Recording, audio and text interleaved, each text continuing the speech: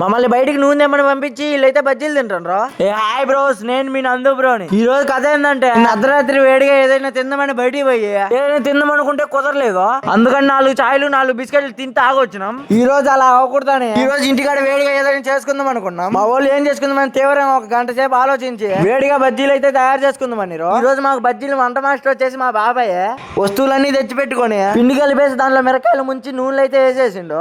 అవి నూనెలో వేయించుతున్నప్పుడు ఒరే ఈ పిండికి నూనె తక్కువ ఇద్దరా, నూనె పోయి దాపండ్రా అనిరు. సరే అని నేను నారాయణ పోయి వచ్చేలాగా వీళ్ళు బజ్జీల మీద యుద్ధం అయితే స్టార్ట్ చేసిండ్రు. వాళ్ళు స్టార్ట్ చేసిండ్రని మా నారాయణ గారు కూడా ఒక బజ్జీ తెచ్చుకొని ఒక ఎర్రగడ్డ తెచ్చి చన్నండి ముక్కలు కోసుకొని బజ్జీలో పెట్టుకొని తినేసిండ్రు. ఈ లోపల మా వాళ్ళు తింటా చేసుకుంటా బజ్జీలు అయితే చేసేసిండ్రు. ఇప్పుడు ఈ బజ్జీలోకి అయితే స్టఫ్ అయితే ప్రిపేర్ చేస్తుండ్రు. స్టఫ్ అంటే ఏదో అనుకోమాకండి, ఎర్రగడ్డలు సన్నగా కోసుకొని దాంట్లో చికెన్ మసాలా గరం మసాలా వేసి కలుపుకుంటే అదే స్టఫ్. బజ్జీ మిరకాయ మధ్యలో కోసుకొని స్టఫ్ పెట్టుకొని తింటుంటే వాళ్ళు తింటుంటే నాకు నోరు పడుతుంది. ఇట్టే ఉంటే వాళ్ళు బజ్జీలన్నీ అయిపిస్తారని నేను పోయి తినేసిన.